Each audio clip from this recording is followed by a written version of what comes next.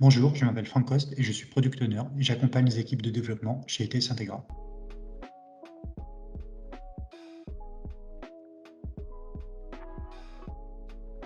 Le DevOps, c'est avant tout une démarche ou une méthodologie de travail dans laquelle les équipes de développement de l'application et les équipes d'exploitation chargées des opérations vont ne former qu'une seule et même équipe. Le but, casser les silos, ce qui va permettre d'améliorer la communication, la transparence et les processus d'automatisation. Ce fonctionnement s'appuie la plupart du temps sur les méthodes agiles. La constitution d'une équipe DevOps en utilisant les méthodes agiles va apporter plusieurs choses à une entreprise. Premièrement, améliorer les délais de livraison. Les méthodes agiles permettent de faire du CI/CD, c'est-à-dire de l'intégration continue et du déploiement continu.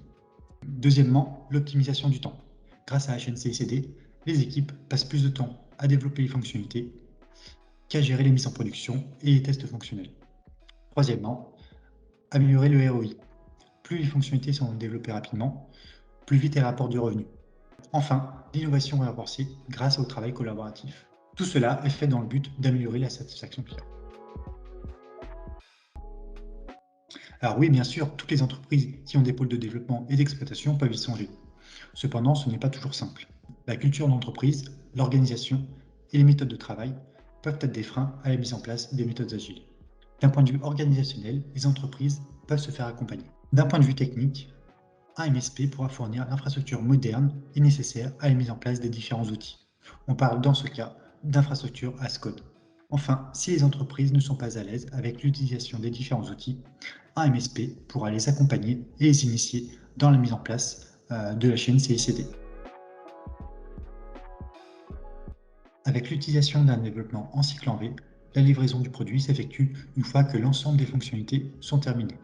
C'est ce qu'on appelle l'effet tunnel. On va récolter l'ensemble des besoins au départ du projet et tout livrer à la fin. Le client a assez peu de visibilité et peu impliqué dans la réalisation. Il découvre son produit une fois terminé, avec les bons et les mauvais côtés. A contrario, avec les méthodes agiles, le projet est priorisé et découpé en petites itérations. L'équipe DevOps va donc pouvoir développer, tester et livrer chaque itération unitairement. Le client aura donc une visibilité continue sur l'ensemble et l'avancée du projet. Alors oui, bien sûr, quand on parle de chaîne CI/CD, il y a des outils forcément qui sont indispensables. Premièrement, il faut définir un environnement de développement commun à tous les développeurs. Pour cela, on va s'appuyer sur des outils de type GitLab. Deuxièmement, pour héberger l'ensemble de ces environnements, dev, recettes, prod, pré-prod, on va utiliser de la containerisation de type Kubernetes. Pour orchestrer l'ensemble des tests du code qui est livré, on va plutôt s'orienter sur un outil de type Jenkins. Enfin, pour la gestion automatique des configurations des serveurs, on va avoir plusieurs choix, Chef, Puppet, Ansible. Votre MSP pourra vous fournir une infrastructure robuste et hautement disponible pour héberger l'ensemble de ces outils.